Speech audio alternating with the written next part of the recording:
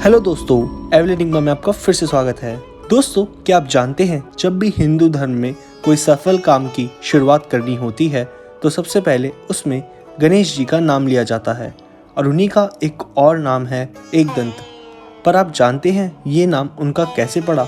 तो चलिए दोस्तों जानते हैं उनका ये नाम कैसे पड़ा, साथ ही इससे जुड़े सबूत भी आपको दिखाएंगे। तो चलिए दोस्तों शुरू करते हैं। गणेश जी का नाम एकदंत है और इसके पीछे एक कहानी है जो गणेश पुराण में लिखी है। पुराणों के हिसाब से एक कथा में ये लिखा है कि महर्षि परशुराम एक बार शिव शंकर से मिलने कैलाश पहुंचे और वहां शिव शंकर नहीं थे और फिर परशुराम पार्वती के घर पहुंचे शिव को ढूंढते हुए, जहां पर गणेश जी पहरा दे रहे थे। लाख समझाने पर भी गणेश जी ने परशुराम को नहीं जाने दिया, जिसके कारण गणेश जी और परशुराम में एक युद्ध हुआ और उस युद्ध में परशुराम ने अपने परसे के वार से गणेश जी का एक दांत तोड़ दिया। वो दांत टूटकर जहाँ गिरा वहाँ आज एक मंदिर है और ये जगह है ढोलकाल पहाड़ियाँ, जो कि छत्तीसगढ़ के दंतेवाड़ा जिले में है। और ऐसी मान्यता है कि आज भी गणेश जी के दांत के अंश इस जगह पर मौजूद है। आसपास वालों की माने तो कुछ ही दूर पर एक और मूर्ति थी जो सूर्य देव की थी, जो कि कुछ साल पहले ही चोरी हो गई। इस मूर्ति की स्थापना नागवंशियों के राजाओं ने की होगी, क्योंकि गणेश जी की प्रतिमा पर नाग का चित्र अंकित है।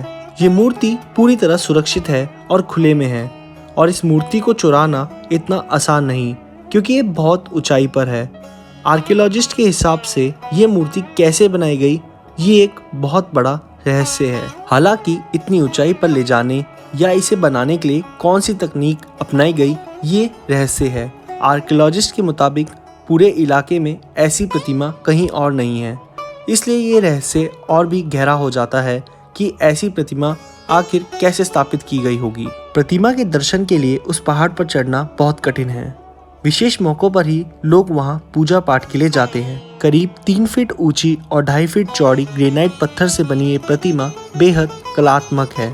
गणपति की इस प्रतिमा में ऊपरी दाएं हाथ में परसा और ऊपरी बाएं हाथ में टूटा हुआ एक दांत है, जबकि आशीर्वाद की मुद्रा में निचले दाएं हाथ में वे माला धारण किए हुए हैं और बाएं हाथ में मोदक है। ये गणेश जी की प्रतिमा करीब 3000 फुट की ऊंचाई पर पहाड़ों पर स्थित है। साथ ही यहाँ एक गांव का नाम फरसपाल है, क्योंकि दांत टूटने के बाद परसा एक पत्थर से टकराया और वो पत्थर पूरा लोहे का हो गया। इसलिए कहा जाता है यहाँ हर जगह लोहे के पत्थर मिलते हैं और भारत का एक अच्छा आयरन ओर इस जगह पर पाया जाता है। साथ ही ऐसा भी बताया जाता है कि भगवान श्री राम ने अपने वनवास के 10 साल इसी जंगल में काटे थे और रामायण में दक्षिण कौशल के नाम दंडकारण्य का उल्लेख भी है और श्री राम ने इस गणेश जी की मूर्ति की पूजा भी की है। ये मूर्ति एक बहुत अच्छी लोकेशन पर है। भगवान के इन सबूतों की वजह से इस मूर्ति की बहुत मान्यता बढ़ जाती है, पर यहाँ पहुँचना बहुत मुश्किल है। साथ ही आज भी इन पहाड़ों पर गणेश जी के दांत के अंश है। ये बात कितनी हद तक सच है ये एक अनसुलझी गुत्थी है। परशुराम के परसे के कारण लोहे के पहाड़ बनना भी बेहद मिस्टीरियस इंसिडेंट है। आप लोगों को आज की हमारी ये वीडियो कैसी लगी हमें कमेंट में ज़रूर बताएं। साथ ही आप लोगों का क्या मानना है इस जगह के बारे में? क्या सच में आयरन ओर का रीज़न वो युद्ध है जो भगवान गणेश और परशुराम के बीच हुआ? हमें कमेंट में ज़रूर बताएं।